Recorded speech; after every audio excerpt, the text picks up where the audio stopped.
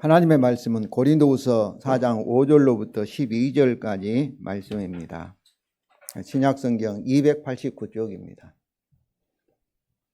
고린도후서 4장 5절로부터 12절까지 말씀입니다.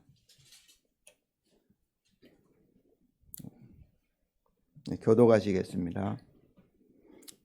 우리는 우리를 전파하는 것이 아니라 오직 그리스도 예수의 주 되신 것과 또 예수를 위하여 우리가 너희의 종된 것을 전파함이라.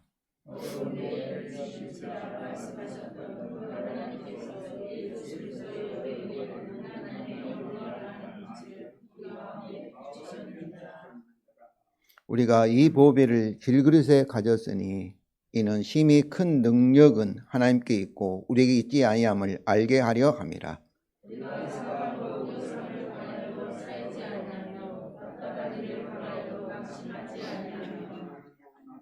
박해를 받아도 버림받지 아니하며 거꾸러뜨림을 당하여도 망하지 아니하고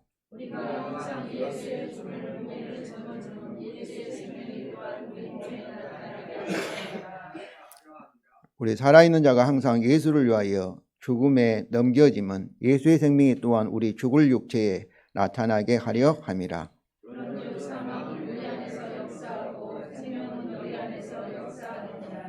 아멘.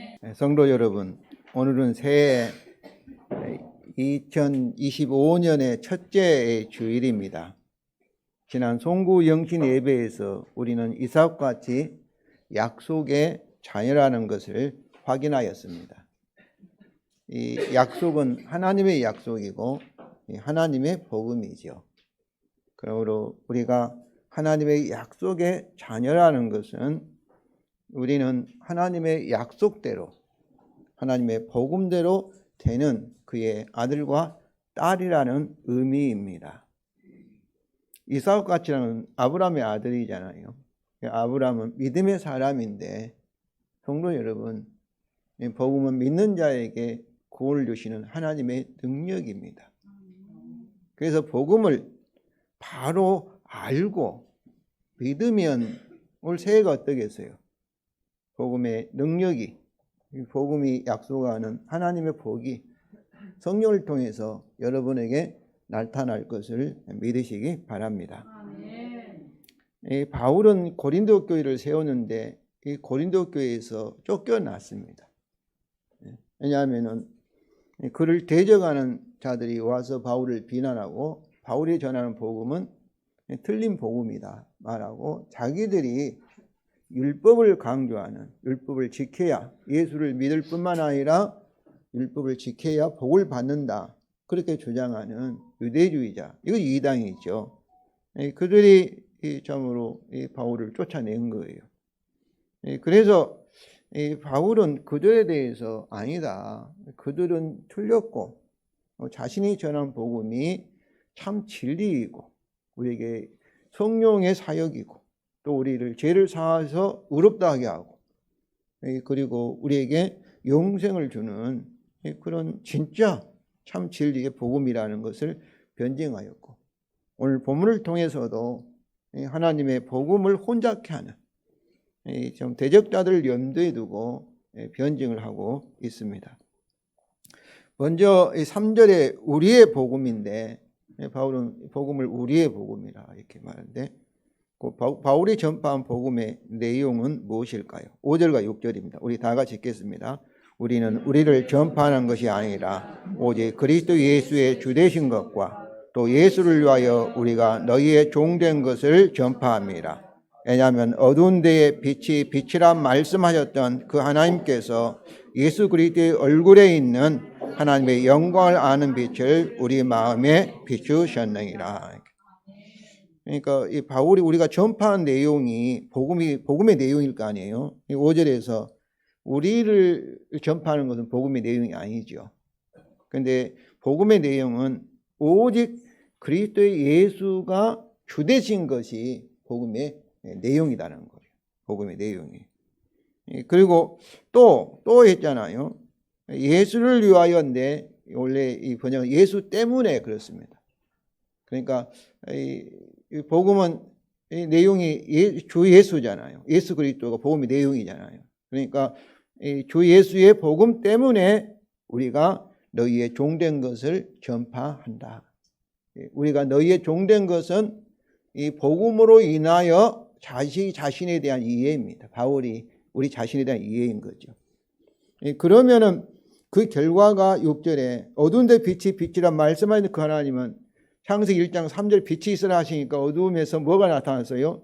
빛이 나타나서 세상을 이렇게 볼 수 있도록 했던 그 하나님께서 예수 그리스도의 얼굴에 있는 하나님의 영광을 아는 빛을 우리 마음에 비추셨다는 것은 우리 마음속에 우리가 예수님을 모를 때는 영적으로 무지하고 어두워졌잖아요. 하나님을 알지 못하잖아요. 근데 죽어있는 우리 영혼에 우리 마음에 빛이 있으라 이렇게 복음을 통해서 했을 때 참으로 우리 마음에 어떻게 돼요? 예수 그리스도의 얼굴에 있는 하나님의 영광을, 예수님의 얼굴이 뭐예요? 하나님의 영광이죠. 영광이 하나님의 임재, 하나님의 행동을 영광이라고 표현합니다. 그러니까 예수 그리스도가 하나님을 나타내는 하나님의 아들이심을 알게 하는 것을 우리에게 재창조하셨다는 거예요. 한마디로 말하면 우리가 알고 있는 물과 성령으로 거듭나게 하셨다. 죽은 영혼을 살리게 하셨다. 그런 말씀입니다. 그러므로 여기서 복음이라는 것은 그리스도의 얼굴에 있는 하나님의 영광을 아는 빛 또는 그리스도의 영광의 복음의 광채, 즉 복음은 하나님을 알게 하는 빛, 성령을 통한 하나님의 진리가 이 복음의 내용입니다. 그래서 여기서 강조하는 것은, 중요한 것은 우리 인격이나 우리 마음은 지정의가 있다고 하잖아요. 이 지성과 그리고 감성과 의지가 있다는데 감정이나 의지보다도 여기는 이 마음이라는 이 우리말 표현이 마인드예요. 하트하고 마인드가 영어로 나오는데 생각이나 지성을 가리키는 단어예요. 중요한 것은 복음을, 하나님을 알게 하는 복음에 대한 바른 지식이 중요하다는 거예요. 복음을 아느냐 모르느냐. 알아야 믿지 않겠어요, 복음을. 모르고 모르면 믿지 못하지. 엉뚱하게 믿지 않겠어요. 그렇기 때문에 복음을 바르게 아는 거가 중요해요. 그래서 이 마귀도 불신자들이 뭐 한 거예요? 복음을 빛을 보지 못하도록 가려버린 거예요. 알지 깨닫지 못하는 거예요.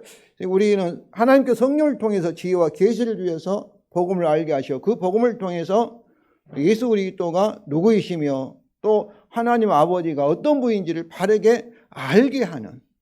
그러니까 어둠은 이 무지고 알지 못하는 것이고 빛은 뭐예요? 빛은 지혜예요. 포기하는 거예요. 알게 하는, 깨닫게 하는 거예요. 빛은. 그래서 참으로 중요한 것은 우리 감정이나 우리가 의지적으로 무엇을 하는 것보다도 예수 그리스도의 복음을 바로 아느냐 모르느냐 이것이 중요한 것이죠. 바로 이 자리가 마귀가 우리를 지배하려고 하나님께서 우리에게 빛을 주셔서 복음을 통해서 하나님을 알게 하는 바로 그 지점인 것을 아시기 바랍니다. 이것은 바울을 통해서도 증거가 됩니다. 바울은 처음에는 어떤 사람이었어요? 교회를 핍박했어요. 그 이유는 신명기 21장 23절에 나무에 달린 자마다 하나님께 저주를 받았음이라는 성경 말씀이 있어요. 그런데 예수님은 어디서 돌아가셨어요? 십자가에서 돌아가셨잖아요. 그렇다면 신명기 21장 23절 성경 말씀들을 하면 예수님은 어떤 분이에요? 하나님의 저주를 받은 자예요. 그런데 어떤 사람들이 저주받은 자를 막 섬기고 주의하고 그렇게 우리 믿는 신자들이잖아요. 그리스도 교회이니까 이거는 이단이다. 비성경적이다. 진리가 아니다. 이렇게 해가지고 예루살렘의 교회를 핍박하고 더 나아가서 다메섹에 있는 참으로 예수 그리스도의 그리스도인들, 교회 신자들을 핍박해서 가는 도중에 다메섹 도상에서 크게 하늘에서 큰 빛이 나타나고 그 다음에 음성이 들렸어요. 그래서 바울이 깜짝 놀래가지고 누구십니까 하니까 나는 네가 핍박하는 예수라 이거예요. 나무에 참으로 하나님의 저주를 받아서 나무에 달려 죽었다면 예수님이 나타날 수가 없잖아요. 그런데 예수님이 그렇게 나타나니까 그때 예수님이 부활하신 분인 걸 알게 되고, 그러면 그 하나님의 십자가에서 하나님의 저주가 어떤 의미인가? 예수님의 자신의 죄 때문에 하나님도 받은 저주가 아니라 세상에 있는 모든 죄를 대신 하나님의 저주를 받은 그런 속량, 대속의 죽음인 것을 알게 되고, 그래서 이제는 갑자기 교회를 핍박하는 이 바울이 참으로 예수 그리스도의 십자가와 그 복음을 바로 알고 난 뒤로는 예수님이 하나님의 아들이다 갑자기 증거하게 되고, 예수님이 그리스도시요 주님인 것을 증거하게 된 것입니다. 그래서 갈라디아서 3장 13절입니다. 그리스도가 우리를 위하여 저주를 받은 바 되사 율법의 저주에서 우리를 속량하셨으니 기록된 바 나무에 달린 자마다 저주 아래 있는 자라 하였습니다. 우리 죄에서, 저주에서 우리를 속량하기 위해서 그리스도께서 나무에 달려서 저주를 받으셨다, 이렇게 알게 된 것이죠. 성도 여러분, 바울같이 하나님을 알게 한 빛인 복음을 바로 아시기를 바랍니다.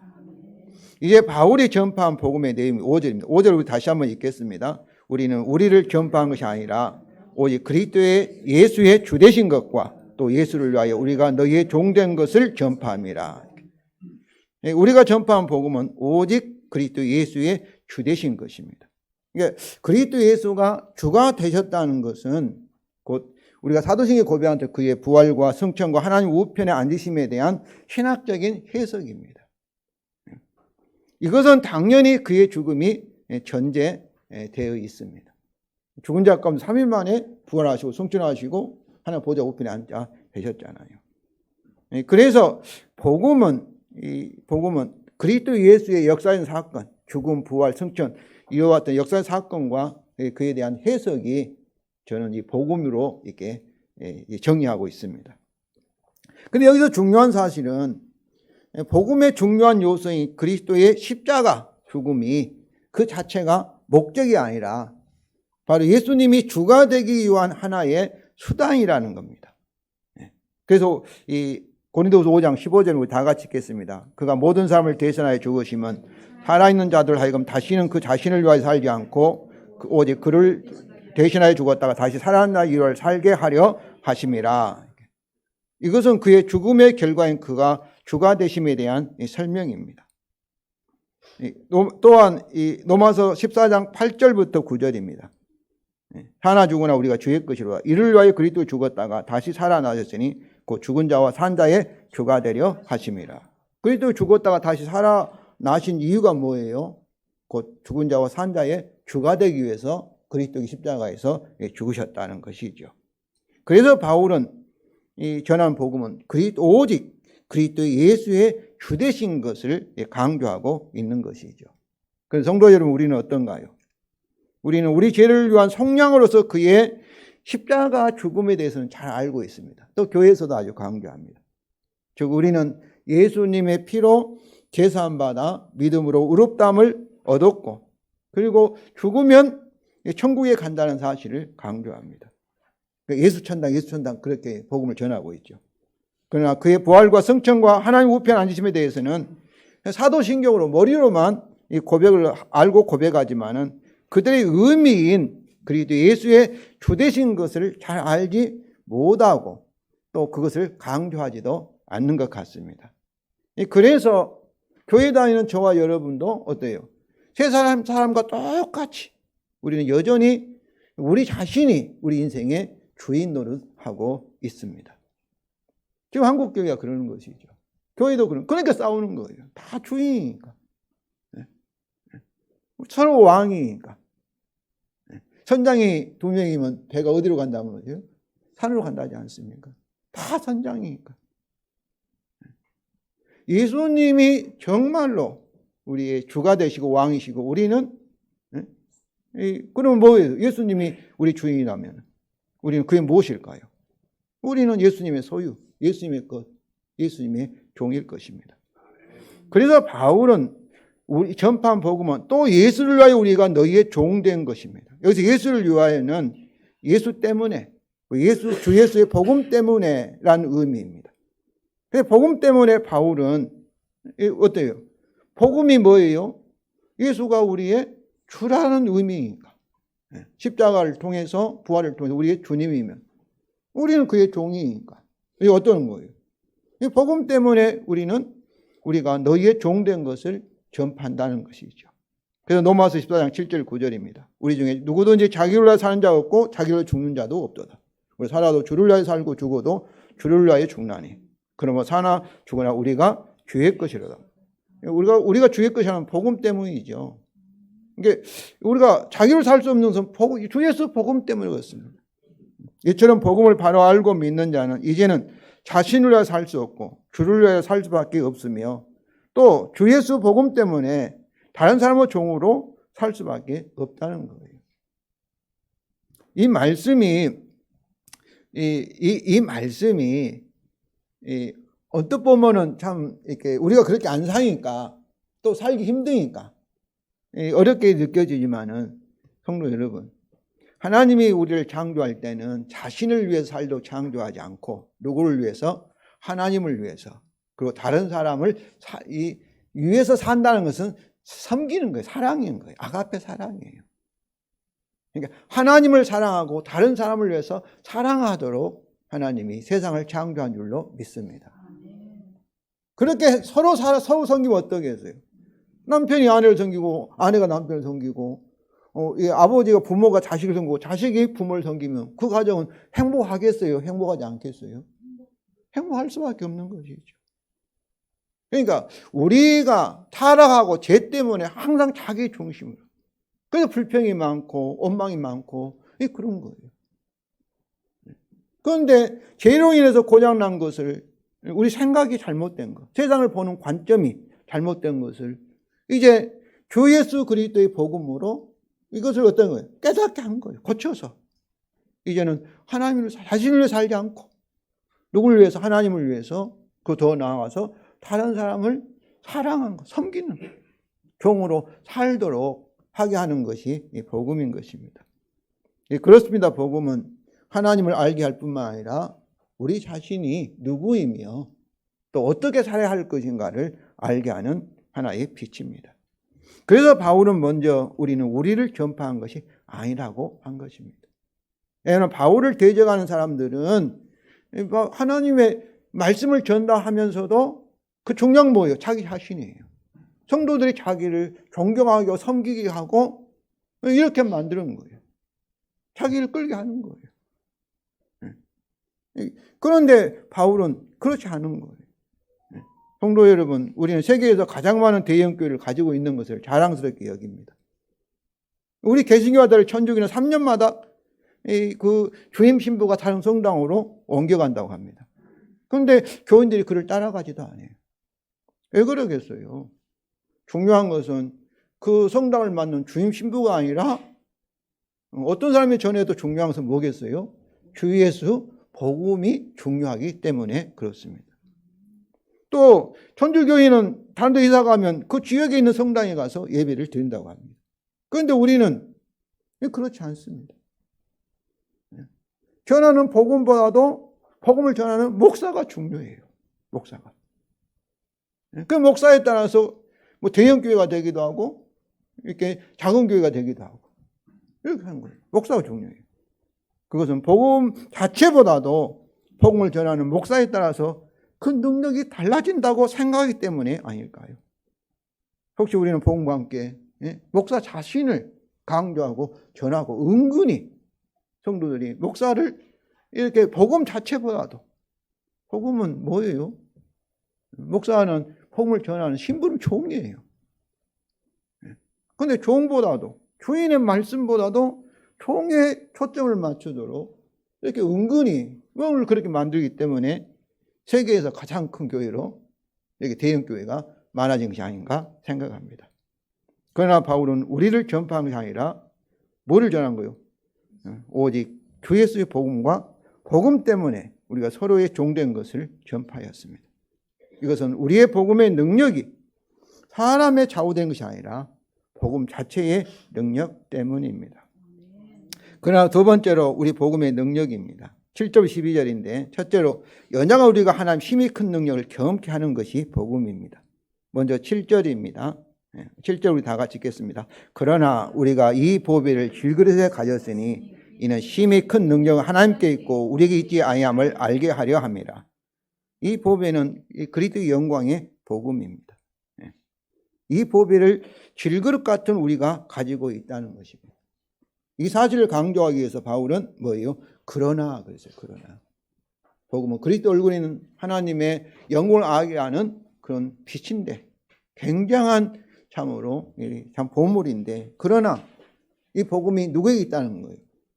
질그릇같이 깨지기 쉽고 연약한 참으로 가치 없는 우리 안에 복음이 있다는 거예요.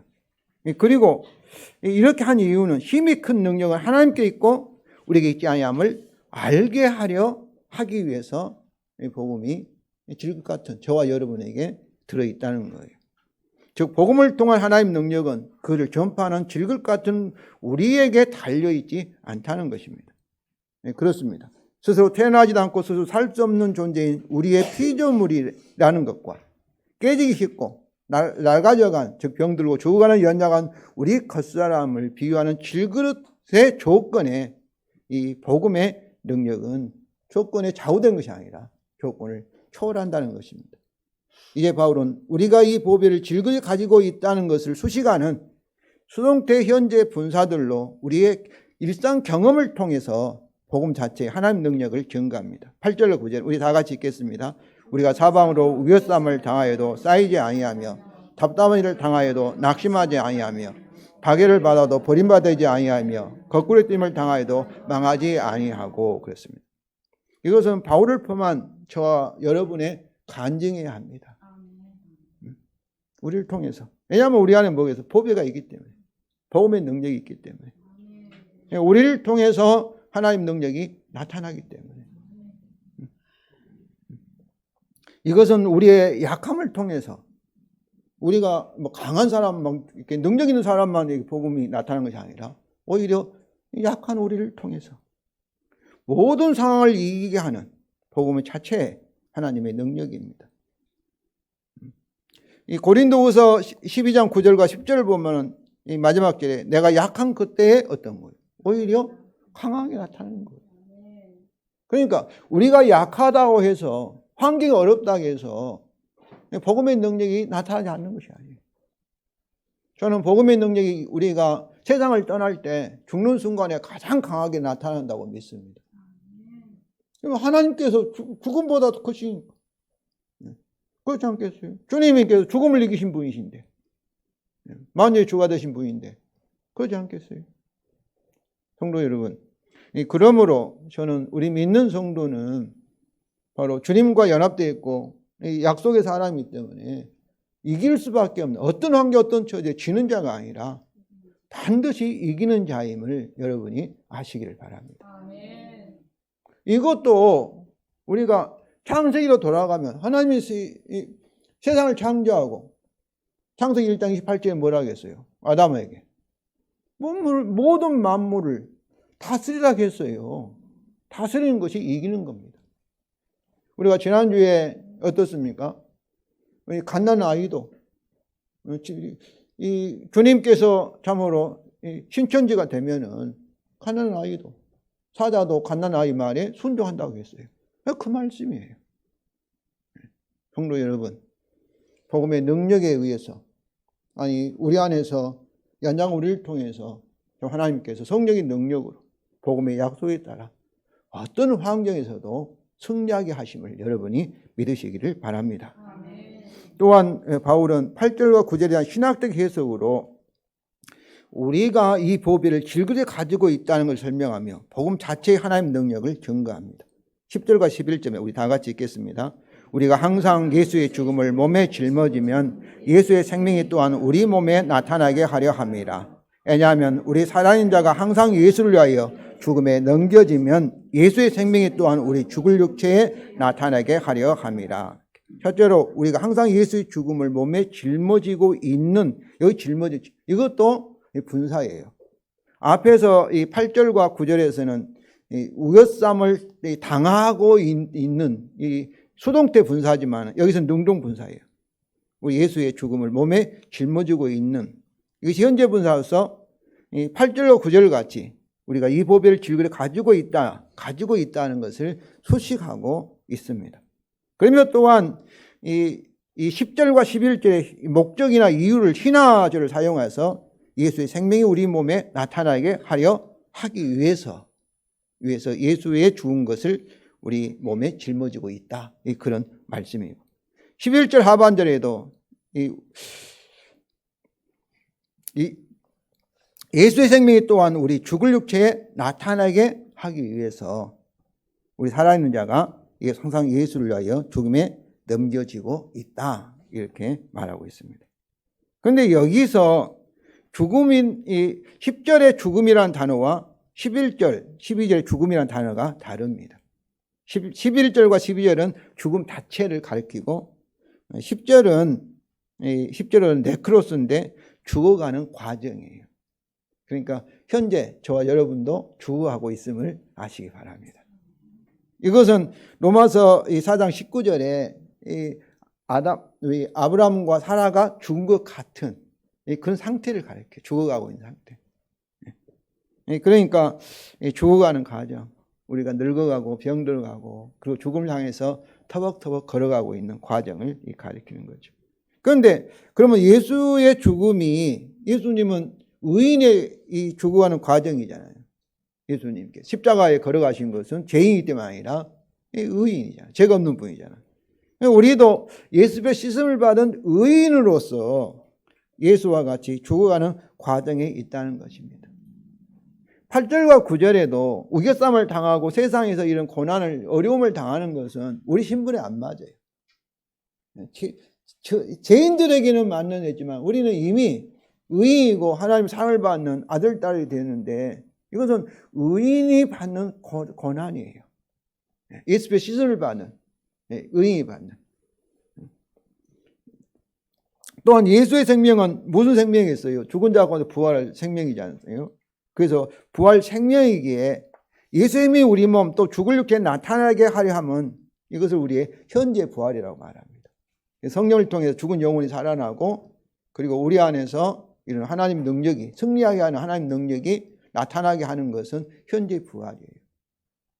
그리고 우리의 현재 부활은 미래 부활의 하나의 보증이고 하나의 맛보기입니다. 그런데 이는 질것 같은 우리에게 있는 이 보배, 즉 주 예수 그리스도의 복음으로 우리가 주님과 연합되었기 때문입니다. 고린도후서 13장 3절과 4절이죠. 그래서 우리는 주님과 연합되고 이렇게. 나는 포도나무하고 가지다. 그럼 가지에게 포도나무 붙어 있으면 어떠겠어요? 주님의 생명이 나타날 수밖에, 흘러서 포도 열매를 맺을 수밖에 없는 것이죠. 그 질것 같은 우리 안에 부활하신 주님이 죽어가는 연장한 우리 몸을 통해서 그의 강한 부활 생명을 나타내고 있음을 믿으시기 바랍니다. 둘째로 그 이유는 11절 전반절입니다. 왜냐하면 우리 살아있는 자가 항상 예수를 위하여 죽음에 넘겨지는 것은 넘겨지기 때문이다. 그 말씀. 넘겨지기 때문이다. 이거는 분사가 아니에요. 분사가 아니에요. 넘겨지다. 수동태. 넘겨지고 있다. 그런 말씀입니다. 그러면 우리가 이렇게 넘겨지다는 것은 뭐겠어요? 예수 때문에, 복음 때문에, 복음의 능력을 우리에게 나타내서 예수의 부활 생명이 저와 여러분 나타나도록 하기 위해서 누가 넘겨지게 하시는 거예요? 하나님께서 넘겨지게 하시는 거예요. 성도 여러분, 예수님이 우리의 주님이 되신다는 것은 우연이라는 것은 눈꽃만큼도 없습니다. 우리의 모든 시간, 모든 영역이 눈꽃만큼이라도 다 주님이 우리를 다스리고 계심을 아시기 바랍니다. 아멘. 그러므로 성도 여러분, 하나님에 의하여 예수님의 부활을 위하여 죽음에 넘겨진 것 같이 우리 살아있는 자도 주 예수 복음 때문에 우리의 현재 부활 생명을 위해서 항상 죽음에 넘겨지고 있기 때문에 우리는 우리의 부활 생명을 위해서 예수의 죽음을 짊어지고 있다는 것입니다. 그러니까 이 고난이 무엇을 위한 고난이에요? 복음의 능력을 경험하기 위한 하나의 약함이라는 것이죠. 마지막으로 요약적 결론으로 바울은 우리의 목회와 전도의 원리입니다. 12절 우리 다 같이 읽겠습니다. 그런즉 사망은 우리 안에서 역사하고 생명은 너희 안에서 역사하니라. 이처럼 우리의 전도나 또 우리의 목회도 마찬가지죠. 모든 것은 말로만 이렇게 복음을 전하는 것이 아닙니다. 먼저 어때야 되겠어요? 복음을 우리가 우리 경험을 통해서 이 진리를 내가 체험을 통해서 나타내는 거예요. 우리가 맛집이 있으면 어떠겠어요? 가서 먼저 먹어봐야지 맛집인지 알지 않겠어요? 그냥 소문만 듣고 맛집이다. 자기는 가지 않고 남한테 하기보다는 내가 가서 먹어보고 그러면 다른 사람을 이렇게 초대하지 않겠어요? 이와 같이 참으로 이 성도 여러분, 우리가 먼저 복음을 경험하기 원합니다. 복음을 통해서 믿는 자의 구원을 하나님 능력을 체험을 통해서 복음이 정말로 진리다. 진리다. 주님이 나를 통해서 주님의 부활 생명을 이렇게 나타내고 있구나. 주님의 성령을 통해서 깨닫게 하고 있구나. 이것을 참으로 간증을 많이 하는, 우리에게 나타나는 이 부활의 능력을 간증하는 교회가 춘천에 있는 한마음 교회입니다. 그런 모든 성들이 간증합니다. 주의 능력이 나타나니까. 저는 우리 교회가 그런 교회가 되기를 원합니다. 그런 교회. 빛이 나타나는 거예요. 세상과 다른 주의 생명이. 성도 여러분, 오늘 본문을 통해서 복음의 의미, 즉 복음은 예수 십자가의 죽음만이 아니라 그 부활을 통해서 참으로 이 주 예수 대심, 살아계신 주님 대심의 복음, 그리고 하나님과 우리 자신을 알게 하는 복음의 의미를 확인하였습니다. 또한 우리는 우리의 약한 조건을 초월하는 복음 자체의 능력도 확인을 하였습니다. 그럼 우리는 오직 복음 자체의 능력을 믿기만 하면 됩니다. 그리고 하나님께서 복음의 약속도 하실 것을 우리가 소망하며 인내하고 기다리기만 하면 됩니다. 정말로 우리 생명의 자녀들은 이미 어떻게 보면 세상의 성공이 보장되어 있는 거예요. 세상적인 기준이 아니라 결국 우리는 이긴 자가 될 것이고, 결국 어떻게 새 예루살렘처럼 예수의 그리스도처럼 될 것이고, 결국 아담과 하와가 잃어버렸던 새하늘과 새 땅을 유업으로 받게 될 것을 여러분이 아시기를 바랍니다. 결국 우리가 해야 할 것은 우리가 주님을, 자기를 부인하고 의지하지 않고 복음의 주님을 우리를 통해서 나타나도록 그분에게 기회를 드리는 거예요. 시간을 드리고 내 몸을 드리고 모든 걸 드리고 주님을 믿고 주님을 따르는 거예요. 성도 여러분, 질그릇 같은 우리가 가지고 있는 이 보배, 주의 생명 항상 특별히 어려움 중에 있을 때 나타내시어 항상 승리자가 되시기를 바랍니다. 왜냐하면 천지가 흔들려도 복음의 새 언약대로 되기 때문입니다.